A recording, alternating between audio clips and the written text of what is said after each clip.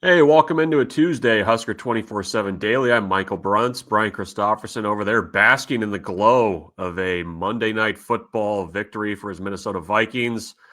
Look at him basking. Brian, how's it going? The Good. the sun rose a little bit brighter this morning for you? Yeah, I had a little hop in my step. I know there's Bears fans that listen to us though, so I won't make it a Vikings chat line. In respect to them. All right, well, we'll pivot to something that we can all discuss as people have been involved with Nebraska athletics, leaked videos.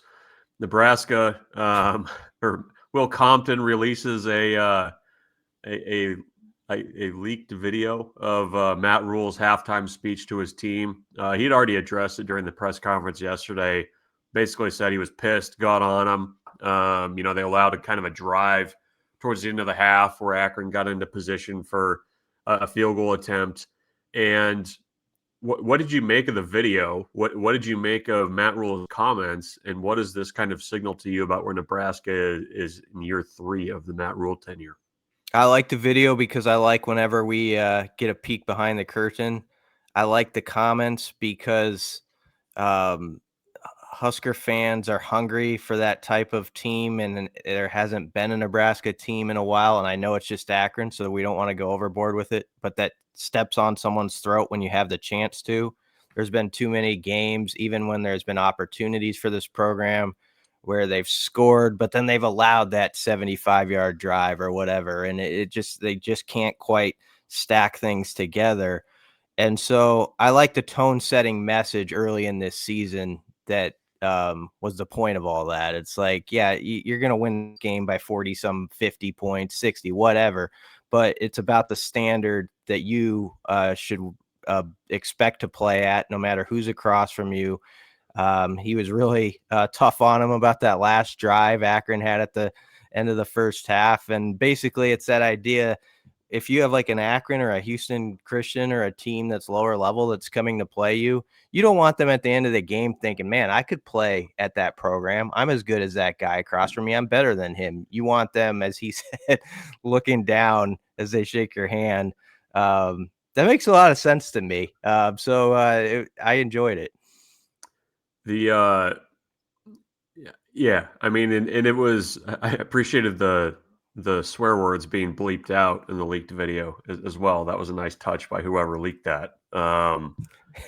So yeah, I mean, it strikes the right tone, and it's an important one going into this week as well, where you're probably facing a team that's even more challenged than the team that you played last week, and how do you kind of stay focused through that? I thought I thought during that though that the fact that you had your captains standing there nodding along as he was talking, I thought that was a good sign.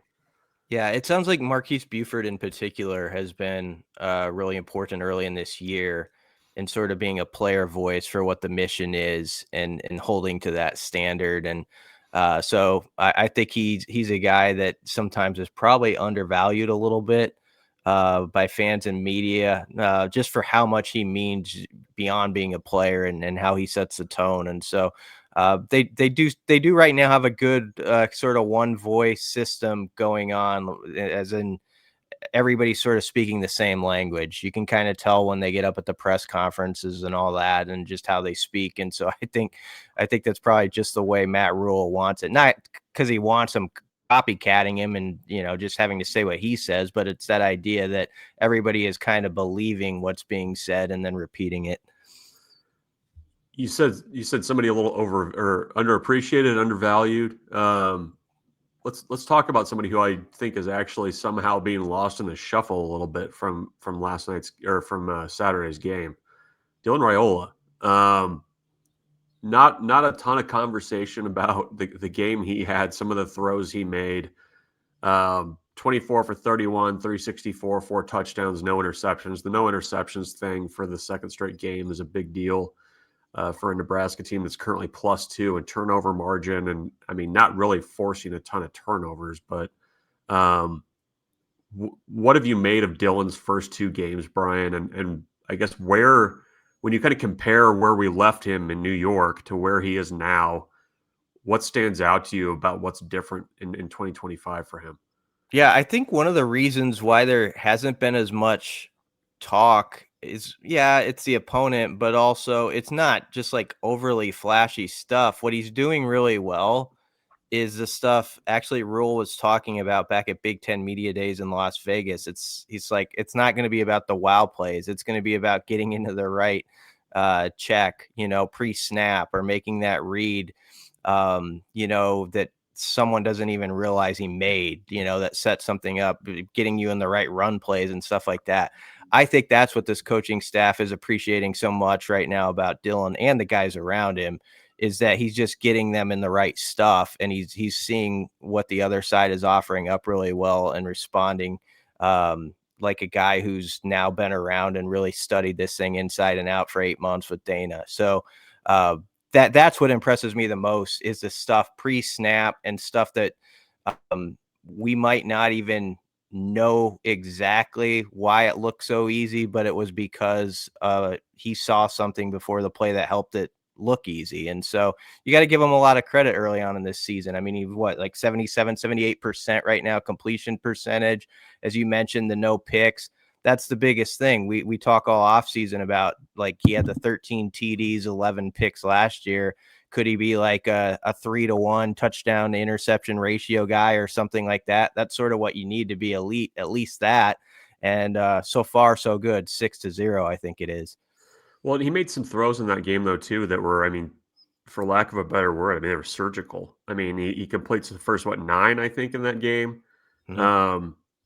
Showed off some touch and getting, the ball and kind of those mid-level throws. I thought the throw to Dane Key for the touchdown along the sideline, I mean, that was a truly elite throw that he made there. And, I think a lot of people have kind of wanted to see Dylan showing off the arm strength. And I mean, in that play in particular, he throws off his back foot, puts it right where it needs to be in a pretty tight window. I mean, that was kind of showing off everything he's got in his repertoire, I thought. Yeah, no question about it. I mean, ends up 24 of 31 for 364, 47 nothing when he leaves the game. I like too that, and this goes to the first topic we were talking about, is 33 nothing at the half, and the offense with that top unit, and then of course it continued with TJ Lateef, but you saw that starting group just come out and be methodical in how they played in the third quarter and put that thing to bed for sure. And made sure the other guys got in the game. I thought that was really one of the most impressive things of the night. Let's do a quick temperature check to finish up here on Nebraska's special teams units. I don't need to rehash what happened or what has happened with Nebraska's special teams units the last few years.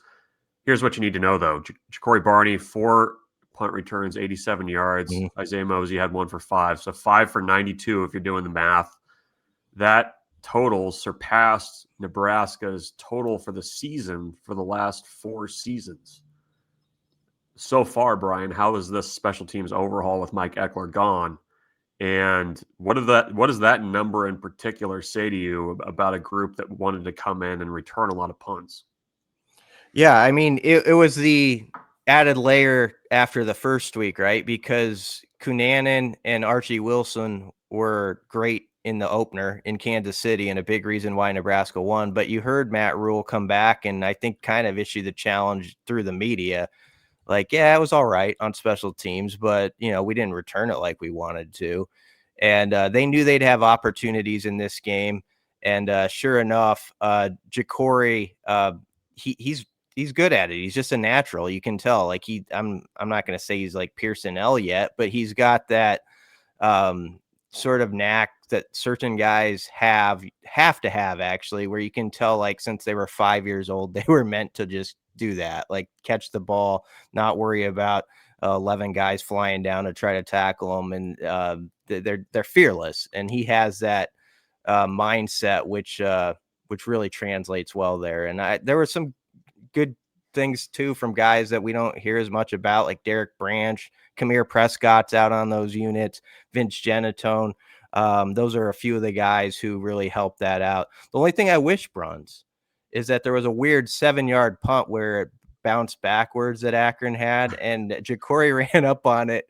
And if he would have, he probably made the shrewd not to try to do it, but if he had tried to pick that bad boy up and made move on the punter and scored, it would have been one of the funniest punt returns of all time. Yeah, he thought long and hard about that though. Like you Yeah. could see at the last second he got out of the way. So taking the coaching, I guess, but robbing us of a potential highlight. So Nebraska, Houston Christian on Saturday at 11 a.m. on Big Ten Network. Keep it locked on Husker247 for everything leading up to the game. And we'll be back with another Husker247 Daily on Wednesday morning.